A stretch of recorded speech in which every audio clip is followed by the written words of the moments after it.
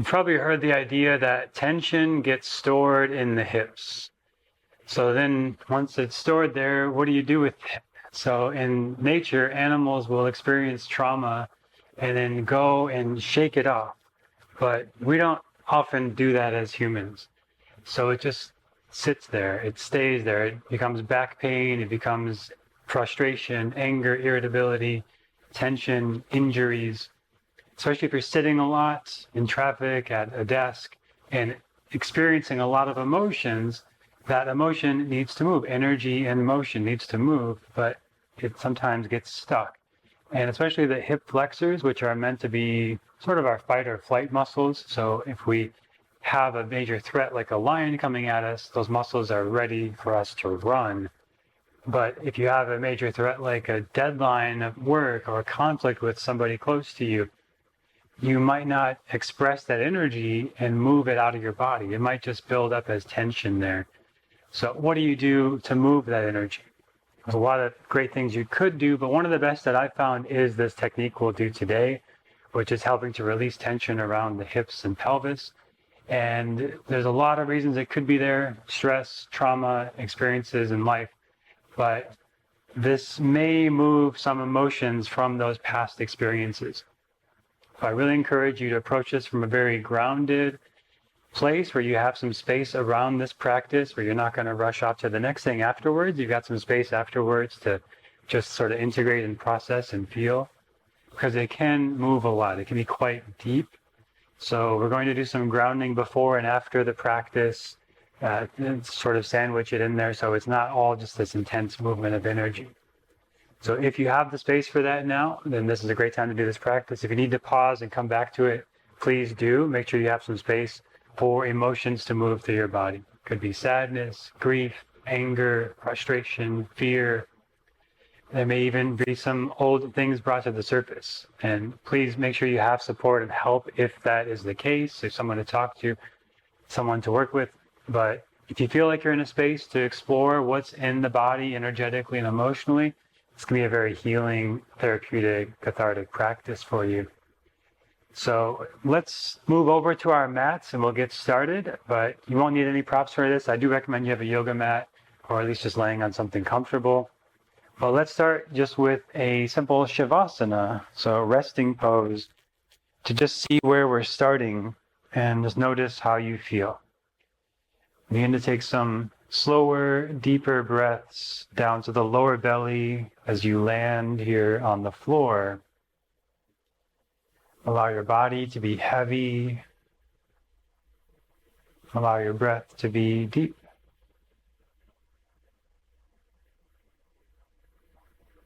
And depending on where you're coming from to practice, you might feel it's helpful to take some big exhales out of the mouth.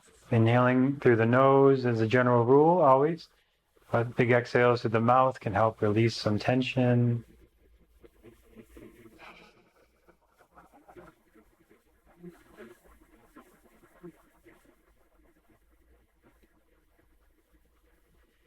And what we'll do is bring our feet to the floor. So bend your knees, feet on the floor like bridge pose. And we're going to work around this kind of movement between bridge pose and bound angle pose. And releasing and activating. So whenever you make a big release of something, you want to also bring more stability and strength afterwards. So we'll have a bridge pose here where you start to lift your hips up off the mat, activating the glutes, feeling the engagement of the back of the body. And we'll do that dynamically a couple of times. As you exhale, you lower the spine one vertebrae at a time. And when you inhale, you lift the spine one vertebrae at a time. Just noticing how this feels for you to start. Next time you come up to bridge, we'll hold there. And again, just slowly lower down. Now feet together, knees apart in bound angle pose. And if this is a little tense for you, you might want to have some pillows or blocks underneath your outer legs for support. And we're going to move sort of like a butterfly movement between this bound angle pose, and then the knees will come back together, back to that bridge setup position. But we're going to do it very slow 3 times, and then the 4th time we'll just hold it and find a space where there is movement of energy. You'll see what I mean in a moment. If you've never done this before, it can be quite deep. So from the bound angle pose, feet together, knees apart, we'll take a couple breaths to slowly bring your knees together. It's very, very slow. And as you do that, you might notice some trembling in the legs. That is what we're looking for in this practice. And then when you get back to the bridge position, we'll just pause there and let the trembles relax if possible. And then again, knees open apart slowly, slowly, like a feather falling. And then back to the bound angle shape, pausing there. So 2 more times. We'll do that very slow. Maybe 2 or 3 breaths to bring your knees back together. There may be some trembles. That's what we're going to explore today. But right now, we'll eventually end up back at that bridge shape, pausing there, grounding for a moment. If this is already a lot, you might need to pause and come back to this later. It's going to be quite deep work. And then again, slow like a feather falling, knees open apart, no rush.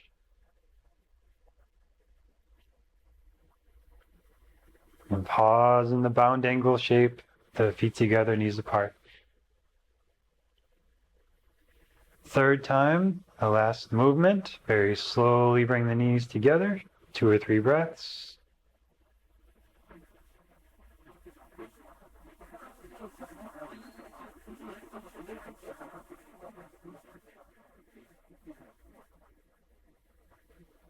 Allowing the trembles, not fighting it, not tensing up, and end up back at the bridge pose, set up. Not fully in bridge pose, but just setting up there. And again, pause, feel. And we'll do that one more bridge pose before we go into the hold. So again, peel your spine up, activate the glutes, stabilize. And this is the sort of foundation. So at any point as we go forward, the trembling gets overwhelming, come back to bridge pose to ground the energy. And then we'll slowly let it release. Spine back down. Feet together, knees apart, into bound angle pose. Now we're going to just look for that first tremble. Start to bring your knees together until they start to tremble, which might be very low, might be higher. It doesn't matter where it is, but listen to your body and hold it there and breathe. Now the breath is very important in this slow, deep breathing. I'll give you a moment in silence to just feel and allow.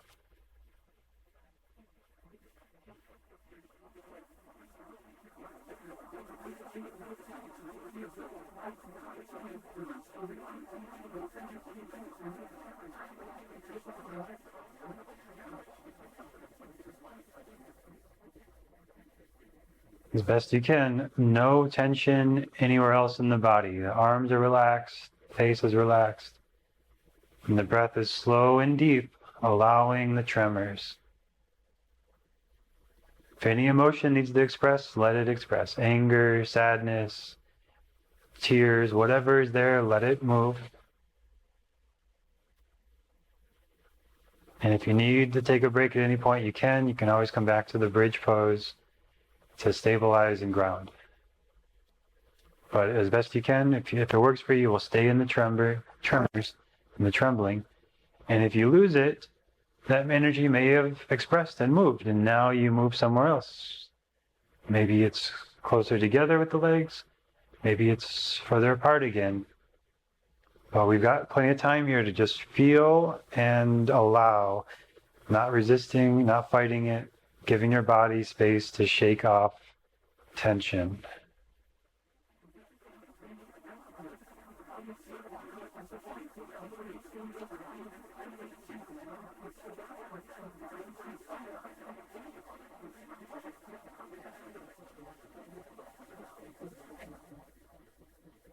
If the tension subsides at any point, just slowly move to a different spot. Find where the sensation is.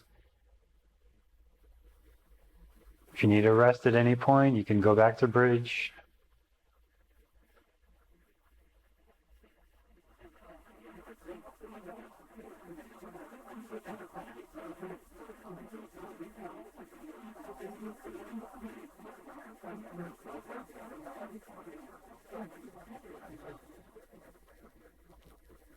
We'll stay in quiet here, getting out of the mind and just allowing energy to move to the body. Emotion is energy and motion expressing.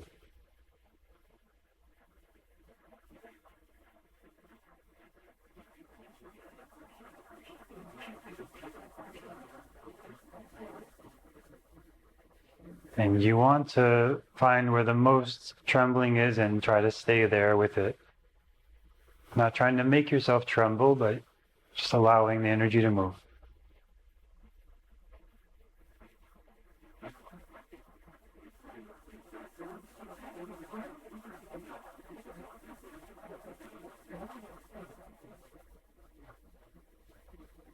Remember, slow, deep breathing, very important here. Relaxed upper body.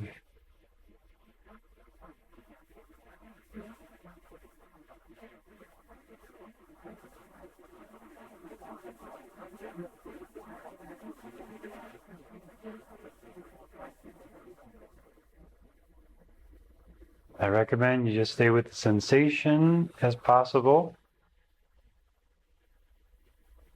Just be present in this moment. It's just energy moving, it's just sensation moving. It doesn't necessarily have a meaning or a story.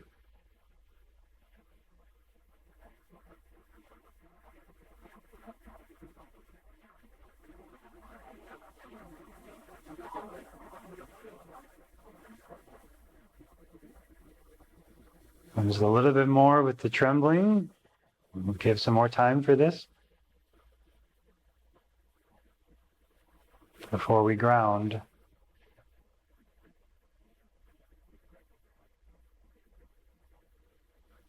And if a big emotion comes through, you need to pause this. It's okay, but please make sure you do the grounding at the end. It's very important for integration.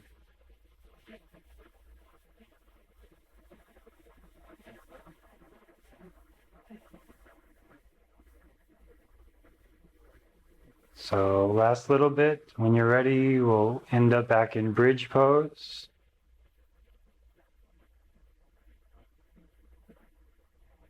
And just slowly lifting the hips up, activating the glutes.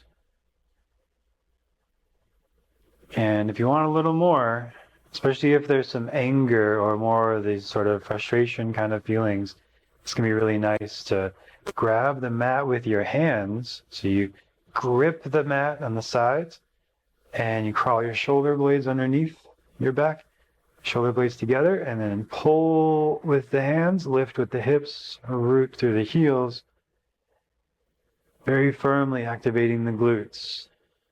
Some people struggle with mind-muscle connection to the glutes, so if you do, you can use your finger to poke and make sure the muscle is engaging in the glutes. It's not all just in the low back. Firm activation of the glutes. If you're using the hands, firm grip of the mat. Deep, low belly breaths.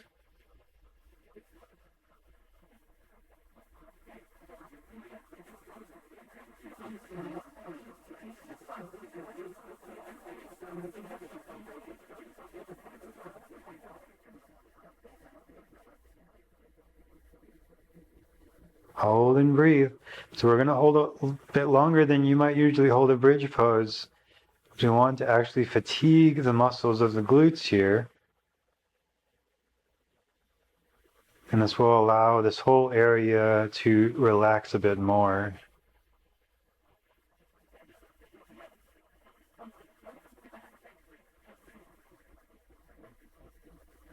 So if you need to rest, please do, but hold as best you can here, just a little bit more.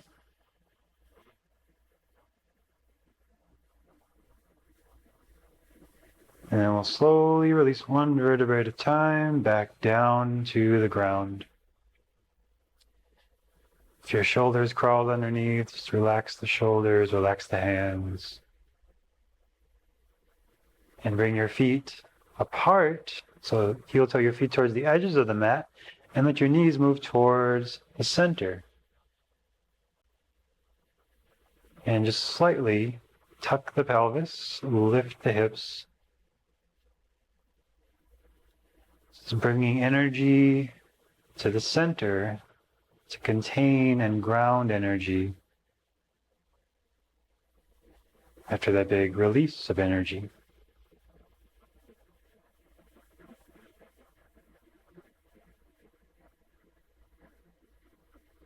And let that go. And again, feet together, knees apart.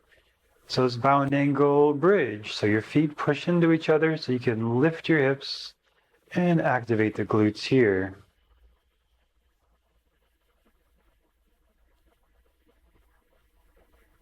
So the variation of bridge, hold and breathe.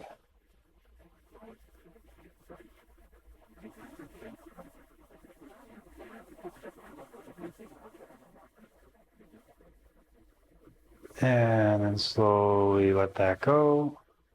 Again, feet on the floor, knees bent, setting up like bridge pose. But now we'll move the hips to the right, off center, and knees into your left in the simple twist or a pigeon twist, right ankle over left thigh. And then arms can be like goalposts or whatever feels good here. And turn your head away from your knees. So a little spinal rotation and a little stretching now for the outer hip. So I like to approach the body in this way of release, strengthen, and stretch. We release any backed up, held tensions. We strengthen to help ground and center and sort of retrain the muscle groups involved, and then the stretching to help create a little more spaciousness in that area.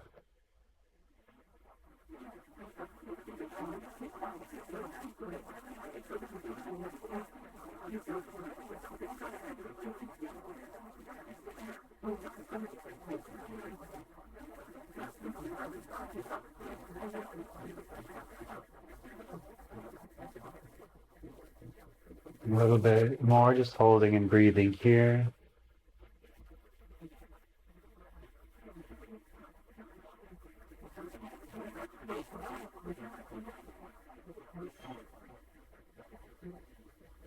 And when you're ready, you'll slowly come back to the center. And hips to the left now, knees into the right, or the figure four legs, left ankle over right thigh. If you want a little bit of this like pigeon, outer hip kind of stretch, can feel really nice here. And turn your head away from the knees.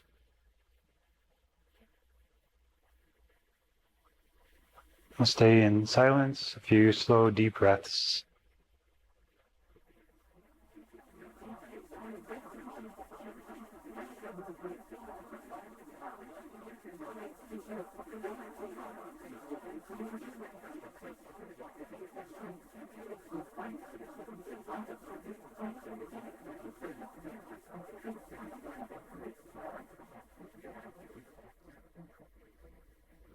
And untwists back to center, back to Shavasana where we started. The legs out, arms relaxed beside you. Just notice how you feel. If you still feel some shaking and trembling here and need a little more grounding, you can do this thing I call sort of reverse locust. So your knees bend just a little bit, heels dig down, and hips lift, arms press down. Firm activation of the hamstrings and glutes to help ground and support the back. And again, come back to this more centered, still energy after that big release. If you're doing the reverse locust, you can slowly let that go and legs out. We'll have a moment to just rest here in stillness, noticing the effects of what we've done. If you feel like there's still more, you can repeat this practice But again, the grounding stuff is the very important part of it, just as important as the release part. Breathe into your lower belly. Let your body become heavy.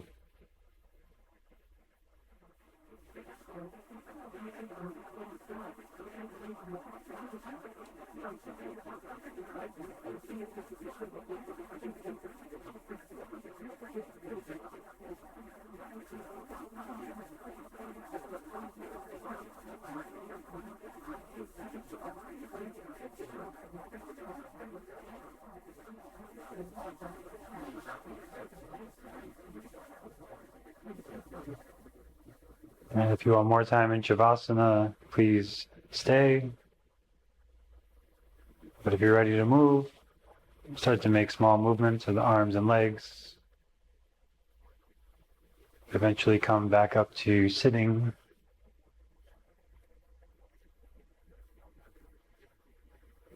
And we'll close the practice sitting in Sukhasana, easy pose.